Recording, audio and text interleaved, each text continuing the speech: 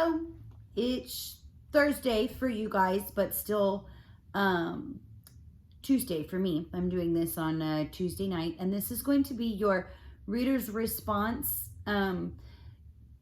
for Thursday, and it is going to be over chapters 5 and 6 of our Because of Winn Dixie book. The last thing that happened was that you needed to write 10 things that are special about a person that you know or that you care about. And then if you couldn't do that, then you had to write about yourself, 10 things about you. And so that's kind of what's happened at the very end of chapter 4. So let's move on to chapter 5. Winn Dixie couldn't stand to be left alone.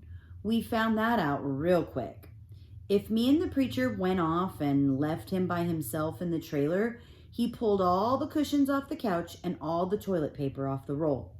So we started tying him up outside with a rope when we left. That didn't work either. Winn Dixie howled until Samuel, Mrs. Detweiler's dog, started howling too. It was exactly the kind of noise that people in an all-adult trailer park do not like to hear. He just doesn't want to be left alone, I told the preacher. That's all. Let's take him with us. I could understand the way Winn Dixie felt. Getting left behind probably made his heart feel empty. After a while, the preacher gave in, and everywhere we went, we took Winn Dixie, even to church. The Open Arms Baptist Church of Naomi isn't a regular-looking church. The building used to be a Picket Quick store, and when you walk in the front door, the first thing you see is the Picket Quick motto. It's written on the floor in little tiny red tiles that make great big letters that say, pick, pick, pick, quick, quick, quick. So it's kind of like a Valero or a Shell station. It's kind of like a gas station. It used to be, but then they've taken everything out of it and made it into a church. So that's kind of interesting. Hi, Evie. That's my dog. All right.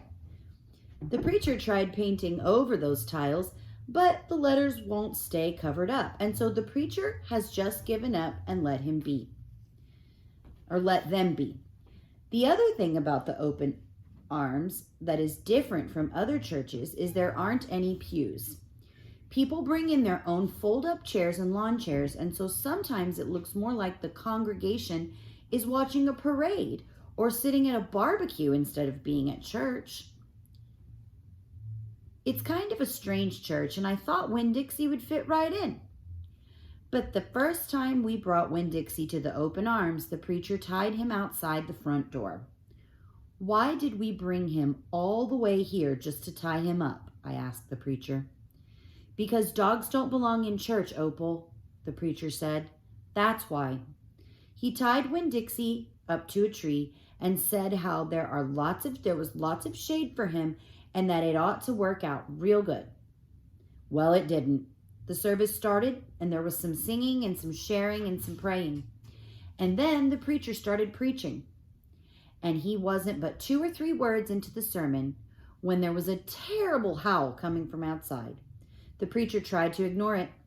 Today, he said, "Arrrr," said Winn Dixie. Please, said the preacher. "Arrrr," said Winn Dixie back. Friends, said the preacher. "Arf, arf," wailed Winn Dixie. Everyone turned in their lawn chairs and fold-up chairs and looked at one another. Opal, said the preacher. Ow, said Winn Dixie. Yes, sir, I said. Go get that dog, he yelled. Yes, sir, I yelled back. I went outside and untied Winn Dixie and brought him inside, and he sat down beside me and smiled up at the preacher, and the preacher couldn't help it. He smiled back. Winn Dixie had that effect on him. And so the preacher started in preaching again. Winn Dixie sat there listening to it, wiggling his ears this way and that, trying to catch all the words. And everything would have been all right, except that a mouse ran across the floor. The Open Arms had mice.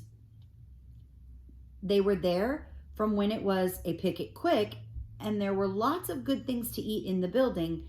And when the Picket Quick became the Open Arms Baptist Church of Naomi, The mice stayed around to eat all the leftover crumbs from the potluck suppers. The preacher kept on saying he was going to have to do something about them, but he never did. Because the truth is, he couldn't stand the thought of hurting anything, even a mouse. Well, when Dixie saw that mouse, and he was up and after him, pay attention to this part. 1 minute, everything was quiet and serious, and the preacher was going on and on and on. And the next minute, Winn-Dixie looked like a furry bullet.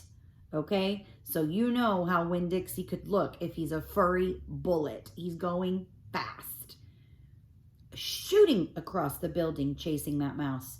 He was barking, and his feet were skidding all over the polished Picket Quick floor, and people were clapping and hollering and pointing. They really went wild when Winn-Dixie actually caught the mouse. "I have never in my life seen a dog catch a mouse," said Miss Nordley. She was sitting next to me. "He's a special dog," I told her. "I imagine so," she said back. Winn-Dixie stood up there in front of the whole church, wagging his tail and holding the mouse real careful in his mouth, holding on to him tight, but not squishing him. "I believe that mutt has got some retriever in him," said somebody behind me. "That's a hunting dog." Winn-Dixie took the mouse over to the preacher and dropped it at his feet. And when the mouse tried to get away, Winn-Dixie put his paw right on the mouse's tail. Then he smiled up at the preacher. He showed him all his teeth. The preacher looked down at the mouse. He looked at Winn-Dixie. He looked at me. He rubbed his nose, which means he's thinking. It got real quiet in the Picket Quick. "Let us pray," the preacher finally said, "for this mouse." And everybody started laughing and clapping. Okay, this is the part that you're going to have to draw, okay? So think about everything that's just happened to this poor mouse, okay? You're going to have to draw a picture of what happens next. The preacher picked up the mouse by the tail and walked and threw it out the front door of the Picket Quick, and everybody applauded again. So you're going to have to draw a picture of the mouse flying in the air with a thought bubble of what you think the mouse might be thinking at that moment. Then he came back and we all prayed together. I prayed for my mama. I told God how much she would have enjoyed hearing the story of Winn-Dixie catching that mouse. It would have made her laugh. I asked God if maybe I could be the one to tell her that story someday. And then I talked to God about how I was lonely in Naomi because I didn't know that many kids, only the ones from church. And there weren't that many kids at the Open Arms, just Dunlap and Stevie Dewberry, two brothers who weren't twins but looked like they were, and Amanda Wilkinson, whose face was always pinched up like she was smelling something real bad. So okay? And Sweetie Pie Thomas, who was only 5 years old and still mostly a baby. And none of them wanted to be my friend anyway because they probably thought I'd tell on them to the preacher for every little thing they did wrong. And then they would get in trouble with God and their parents. So I told God that I was lonely, even having Winn-Dixie. And finally, I prayed for the mouse like the preacher suggested. I prayed that he didn't get hurt when he went flying out the door of the Open Arms Baptist Church in Naomi. I prayed that he landed in a nice soft patch of grass. Chapter 6. I spent a lot of time that summer at the Herman W. Block Memorial Library. The Herman W. Block Memorial Library sounds like it would be a big fancy place, but it's not. It's just a little old house full of books, and Miss Franny Block is in charge of them all. She is a very small, very old woman with short gray hair, and she was the first friend I made in Naomi.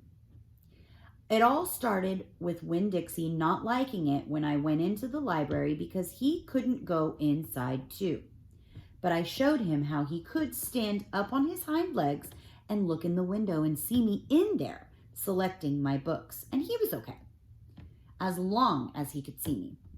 But the thing was, the first time Miss Franny Block saw Winn-Dixie standing up on his hind legs like that, looking in the window, she didn't think he was a dog. She thought he was a bear. This is what happened. I was picking out my books and kind of humming to myself, and all of a sudden there was this loud and scary scream. I went running up to the front of the library, and there was Miss Franny Block, sitting on the floor behind her desk. "Miss Franny," I said, "are you all right?" "A bear," she said. "A bear?" I asked. "He has come back," she said. "He has?" I asked. "Well, where is he?" "Out there," she said, and raised a finger and pointed at Winn Dixie, standing up on his hind legs looking in the window for me. "Miss Franny Block," I said, "that's not a bear, that's my dog. That's Winn Dixie." "Are you positive?" she asked. "Yes, ma'am," I told her. "I'm positive. He's my dog. I would know him anywhere." Miss Franny sat there trembling and shaking. "Come on," I said. "Let me help you up. It's okay." I stuck out my hand and Miss Franny took hold of it, and I pulled her up off the floor. She didn't weigh hardly anything at all.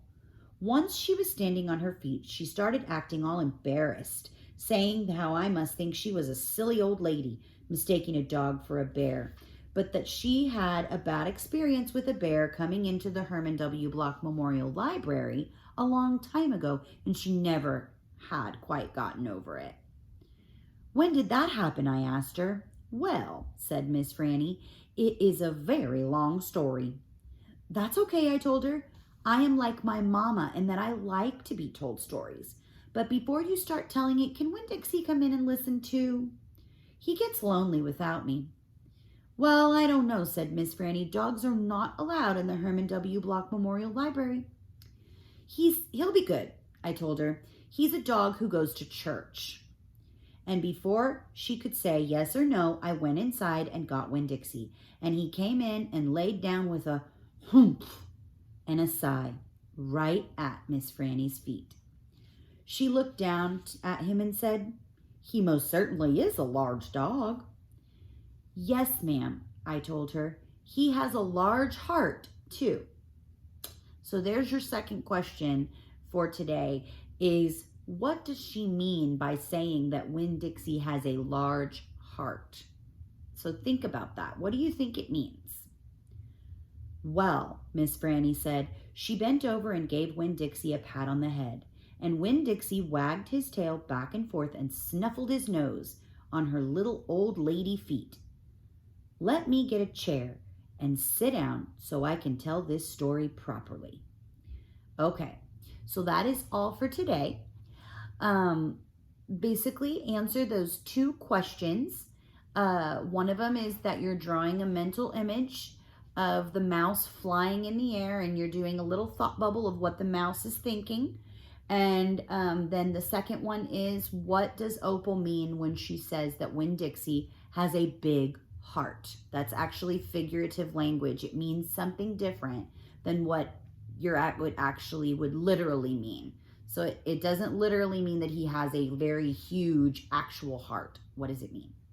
Answer those questions and you'll be good to go today. And I will see you tomorrow.